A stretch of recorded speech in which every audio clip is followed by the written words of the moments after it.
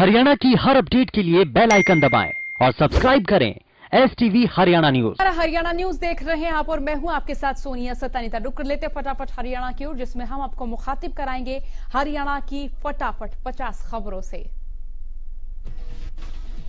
कृषि कानून के खिलाफ कांग्रेस का प्रदर्शन लगातार जारी। इसी कड़ी में आज गांधी जयंती के मौके पर बहादुरगढ़ में कांग्रेस ने कृषि कानून के खिलाफ प्रदर्शन किया। साथ ही प्रधानमंत्री और मुख्यमंत्री के खिलाफ नारेबाजी की। इस दौरान कांग्रेस कार्यकर्ताओं ने कृषि कानून वापस लेने की मांग की। फरीदाबाद और वल्लभगढ़ में भी कांग्रेस कार्यकर्ताओं ने कृषि कानून के खिलाफ प्रदर्शन किया। कार्यकर्ताओं का कहना है कि गांधी जयंती के मौके पर हम आज काला दिवस और किसान मजदूर बचाओ दिवस मना रहे हैं। कांग्रेसी कार्यकर्ताओं ने आरोप लगाया कि मोदी सरकार तानाशाही कर रही, जो कतई बर्दाश्त नहीं की जाएगी। नीलोखेड़ी में भी कांग्रेस कार्यकर्ताओं की ओर से प्रदर्शन किया गया। सैकड़ों कांग्रेसी कार्यकर्ताओं ने गोल मार्केट नीलोखेड़ी में धरना प्रदर्शन किया और सरकार के खिलाफ नारेबाजी की। इस दौरान उन्होंने कहा कि केंद्र के निर्णय से छोटा किसान मजदूर बन जाएगा।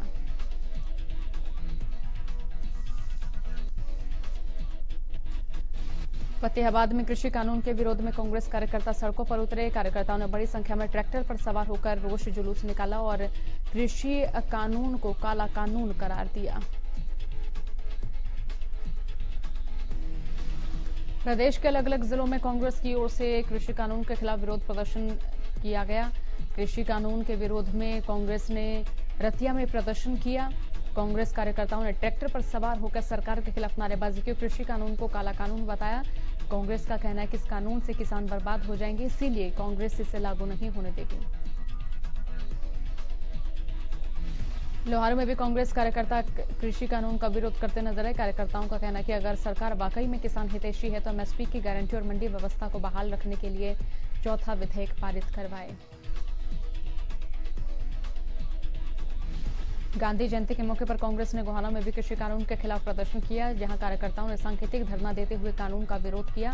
कार्यकर्ताओं ने अंबेडकर चौक पर इकट्ठे होकर तीनों कृषि कानून की कॉपियों को जलाकर विरोध किया। टोहाना में कांग्रेस कार्यकर्ताओं ने मोदी सरकार को तानाशाही सरकार करार दिया और कृषि कानून का विरोध करते हुए नारेबाजी की। इस दौरान कांग्रेस नेताओं ने हाथरस घटना की निंदा करते हुए यूपी में गुंडाराज हावी होने की बात कही और आरोपियों को फांसी देने की बात भी कही। कैथल में कांग्रेस के राष्ट्रीय प्रवक्ता रणदीप सुरजेवाला ने शहीद स्मारक पर किसान बचाओ मजदूर बचाओ का नारा लगाया और सरकार के खिलाफ प्रदर्शन किया। इस दौरान सैकड़ों की संख्या में कांग्रेस कार्यकर्ता सरकार की ओर से लाए कृषि कानून का विरोध करते हुए नजर आए। कुरुक्षेत्र में कांग्रेस कार्यकर्ताओं ने प्रदर्शन करते हुए कहा कि आज कांग्रेस हरियाणा के 90 विधानसभा क्षेत्र में रोष मार्च कर रही है और कार्यकर्ताओं ने कांग्रेस के पूर्व अध्यक्ष राहुल गांधी के साथ हुई धक्का मुक्की को भी निंदनीय बताया।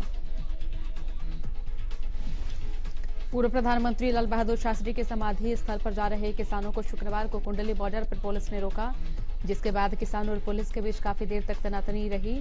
इस दौरान GT रोड पर भी वाहनों की रफ्तार पर ब्रेक लग गया और वाहन चालकों को परेशानियों का सामना करना पड़ा। दरअसल 2 अक्टूबर को हर साल बड़ी संख्या में किसान दिल्ली स्थित लाल बहादुर शास्त्री के समाधि स्थल पर पहुंचकर उन्हें श्रद्धांजलि देते हैं, लेकिन शुक्रवार को कुंडली बॉर्डर पहुंचते ही किसानों को रोका और उन्हें आगे नहीं जाने दिया। इस दौरान किसानों ने कहा कि कोरोना संक्रमण को लेकर जारी गाइडलाइन का भी किसान पालन कर रहे हैं, बावजूद इसके किसानों को रोकना पुलिस की ज्यादती है।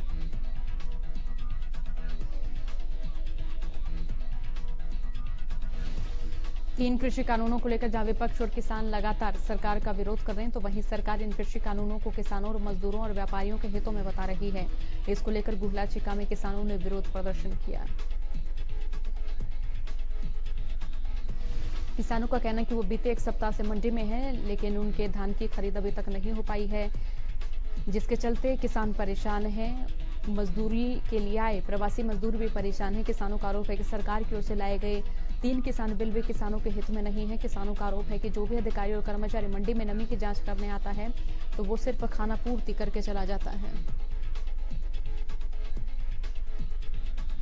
HLP अध्यक्ष गोपाल कांडा ने गांधी जयंती के मौके पर बापू को नमन किया। गांधी जयंती के मौके पर उन्होंने ट्वीट कर बापू को श्रद्धांजलि दी। HLP अध्यक्ष गोपाल कांडा ने लिखा कि अहिंसा के मार्ग पर चलने के लिए बापू ने हमें प्रेरित किया। महात्मा गांधी जी के विचार आज भी प्रासंगिक हैं। राष्ट्रपिता महात्मा गांधी की 151वीं जयंती के मौके पर मुख्यमंत्री मनोहर लाल ने उन्हें नमन किया है। सीएम ने ट्वीट कर बापू को श्रद्धांजलि अर्पित करते हुए लिखा कि राष्ट्रपिता महात्मा गांधी के आदर्श आज भी हमारे लिए पथ प्रदर्शक हैं। सीएम मनोहर लाल ने लाल बहादुर शास्त्री की जयंती पर उन्हें नमन किया। सीएम मनोहर लाल ने ट्वीट कर लिखा कि जय जवान जय किसान के प्रेरणा, सादगी और विनम्रता के पर्याय लाल बहादुर शास्त्री जी को उनकी जयंती पर शत शत नमन। पंचकुला पहुंचे सीएम मनोहर लाल ने स्वच्छता पखवाड़े का शुभारंभ किया। इस दौरान सीएम मनोहर लाल ने कहा कि दोनों महान पुरुष सादा जीवन और उच्च विचार रखने वाले शख्स थे और कहा कि दोनों महान पुरुषों ने देश को गुलामी से आजाद कराया।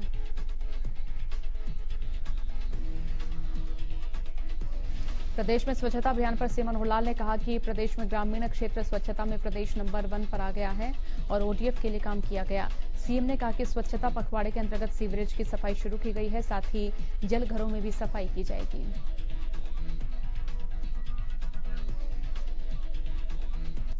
लोगों को संबोधित करते हुए सीएम मनोहर लाल ने कहा कि सरकार के इस अभियान को लोगों के सहयोग की आवश्यकता है। सीएम ने कहा कि स्वच्छता करना और स्वच्छता रखना दोनों में अंतर है। लोग स्वच्छता रखने का आज संकल्प लें।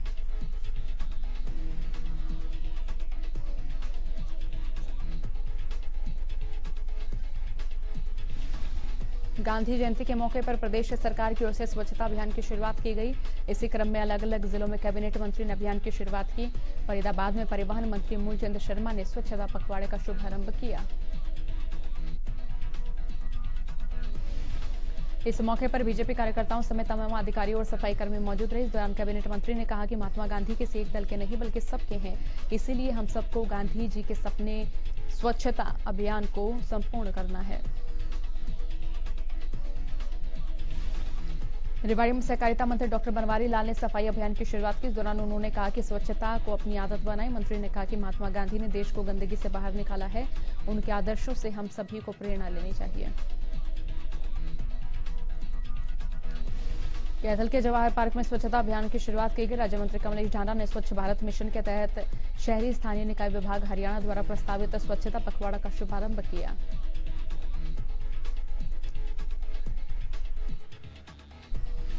राज्य मंत्री कमलेश ढांडा ने अपने संबोधन में कहा कि पखवाड़ा पूरे प्रदेश और देश में चलाया गया है। इसका मुख्य उद्देश्य ये है कि हमें अपने आसपास सफाई रखनी चाहिए। महात्मा गांधी जी की बात करें तो वो अपने आसपास काफी स्वच्छ वातावरण रखते थे, इसलिए आज 2 अक्टूबर के दिन हमने इस पखवाड़े के तहत ये अभियान चलाया है और हम सभी से अपील करते हैं कि आप सभी वातावरण को स्वच्छ रखने में सहयोग करें। कमलेश ढांडा ने कहा कि अभियान आज से लेकर 17 अक्टूबर तक चलाया जाएगा, जिसमें हम साफ सफाई का विशेष ध्यान रखेंगे, क्योंकि अगर हमारे पास गंदगी पड़ी रहेगी तो उससे बीमारियां भी होंगी। इसलिए आगे बढ़कर हम वातावरण को भी स्वच्छ रखेंगे और बीमारियों से भी दूर रह सकेंगे। हमारे महात्मा गांधी का भी यही सपना था। कैथल में सार्वजनिक शौचालय के खराब हालत पर पूछे गए सवाल पर उन्होंने कहा कि इसका संज्ञान लेते हुए प्रशासन को निर्देश दिए गए हैं कि तुरंत इस पर कार्रवाई की जाए और सभी शौचालयों को ठीक ढंग से साफ सुथरा करके इस्तेमाल योग्य बनाया जाए। गांधी जयंती के मौके पर यमुनानगर के जगाधरी स्थित कुंडी तालाब पार्क से स्वच्छता पखवाड़ा का शुभारंभ किया गया। कैबिनेट मंत्री कंवरपाल गुर्जर ने कुंडी तालाब पार्क और हनुमान गेट से स्वच्छता पखवाड़ा का शुभारंभ किया। इस दौरान स्वच्छता का संदेश देने के लिए कपड़े के थैले भी बांटे गए। इसी के साथ पौधारोपण भी किया गया। इस दौरान बीजेपी के जिला अध्यक्ष राजेश सप्रा, नगर निगम मेयर मदन चौहान, जिला उपायुक्त मुकुल कुमार, नगर कमिश्नर धर्मवीर समेत अन्य अधिकारी मौजूद रहे। कैबिनेट मंत्री ने कहा कि अगर सभी अपने आसपास के वातावरण को स्वच्छ रखें तो निश्चित तौर से बदलाव आएगा। कैबिनेट मंत्री कंवरपाल गुर्जर ने कहा कि सरकार ने 15 दिन का स्वच्छता पखवाड़ा चलाया।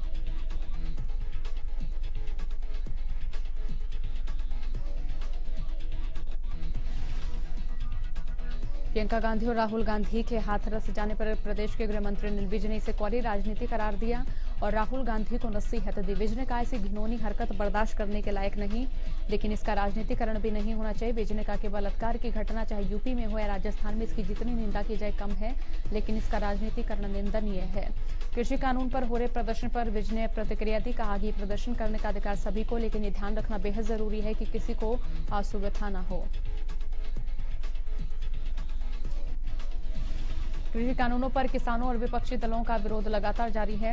इस मामले पर गृह मंत्री अनिल विज ने विपक्षी दलों पर किसानों के कंधे का इस्तेमाल करने का आरोप लगाया। विज ने कहा कि किसान सारा खेल समझ चुके हैं और विपक्षी किसान के कंधे पर बंदूक रखकर चलाना चाह रहे हैं। प्रियंका गांधी की ओर से सत्ता के नशे में चूर टिप्पणी पर विज ने प्रियंका गांधी पर तंज कसते हुए पलटवार किया। विज ने कहा कि Priyanka Gandhi looking London talking Tokyo की बात कर रही हैं। अब ये राजस्थान की सरकार को कह रही है कि कौन सी सरकार को, ये उनकी बात से स्पष्ट नहीं हो पा रहा। फरीदाबाद में भी 8 साल की बच्ची के साथ हैवानियत की घटना पर बात करते हुए अनिल विज ने कड़े शब्दों में कहा कि दोषी को बख्शा नहीं जाएगा। इस मामले की जांच कर सख्त से सख्त कार्रवाई के आदेश भी अधिकारियों को दिए गए। कोरोना काल में शिक्षा बोर्ड ने भावी अध्यापकों के चयन के लिए स्टेट परीक्षाओं की तारीख घोषित की। ये परीक्षा 21 और 22 नवंबर को होंगी, जिसके लिए शिक्षा बोर्ड तैयारियों में जुट गया है। कोरोना के चलते इस बार 2 गुना परीक्षा केंद्र बनाए जाएंगे। शिक्षा बोर्ड सचिव राजीव प्रसाद ने बताया कि इन परीक्षाओं की तैयारी शुरू कर दी है। कोरोना काल में जो चुनौतियां हैं उनसे भी निपटना है। इसके लिए परीक्षा से पहले सभी परीक्षा केंद्रों को सैनिटाइज कराया जाएगा और मास्क अनिवार्य करते हुए एक कमरे में इस बार 24 के बजाय 12 बच्चों को ही बिठाया जाएगा।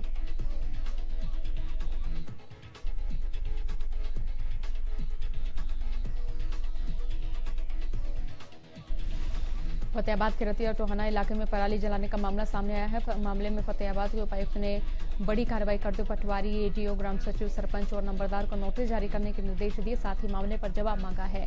फतेहाबाद में अब तक किसान 23 जगहों पर पराली जला चुके हैं।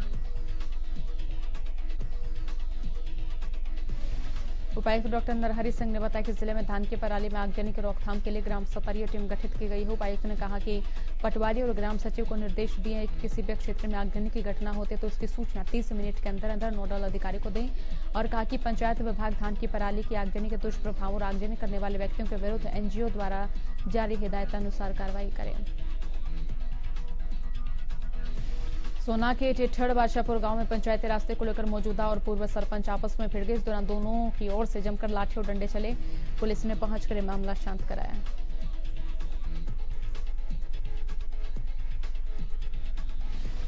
करनाल के नगला मेगा गांव में सीएम फ्लाइंग और कृषि विभाग की टीम की ओर से फैक्ट्री पर छापेमारी की गई। फैक्ट्री से सीएम फ्लाइंग और कृषि विभाग की टीम को कीटनाशक दवाइयां मिली, जिससे जुड़ा हुआ लाइसेंस फैक्ट्री प्रबंधन के पास नहीं मिला।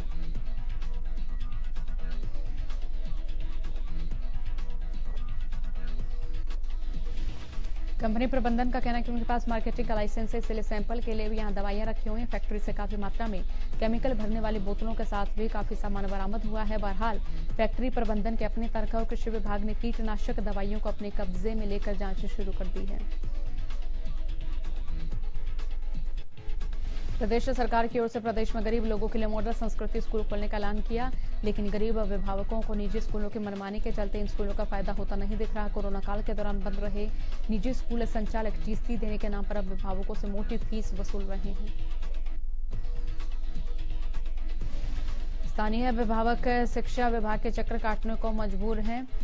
इस मामले में जब ब्लॉक शिक्षा अधिकारी से बात की गई तो उन्होंने बताया निजी स्कूल संचालकों की ओर से टीसी देने के नाम पर मोटी फीस वसूली जा रही है।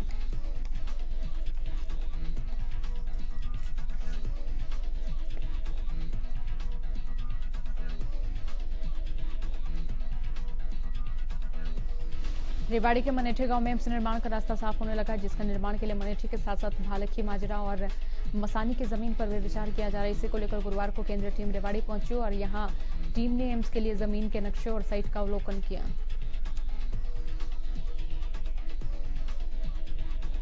भारत सरकार में प्रधानमंत्री स्वास्थ्य सुरक्षा योजना ministry of health and family welfare के संयुक्त सचिव सुनील शर्मा के नेतृत्व में केंद्रीय टीम ने गुरुवार को एम्स निर्माण के अधिकारियों के साथ बैठक की। केंद्रीय टीम ने माजरी और भालखा गांव की जमीन का भी जायजा लिया। आपको बता दें, एम्स संघर्ष समिति की ओर से मनेठी में एम्स निर्माण की मांग को लेकर बीते 1 अक्टूबर से धरना शुरू किया गया था और करीब 4 महीने तक धरना किया गया, जिसके बाद सरकार ने रेवाड़ी को एम्स की सौगात दी थी। गोहाना शहर में चोरों का आतंक लगातार जारी है। आपको बता दें, गोहाना की सोनीपत चुंगी के पास आधी रात को चोर एक कार को लेकर उड़े। सुबह कार मालिक ने चोरी की घटना की शिकायत पुलिस को दी। इस मामले में गोहाना सिटी थाने के एसएचओ महिपाल ने बताया कि मामले में कार मालिक के बयान पर अज्ञात चोर के खिलाफ मामला दर्ज कर लिया है। सीसीटीवी फुटेज के आधार पर जांच की जा रही है।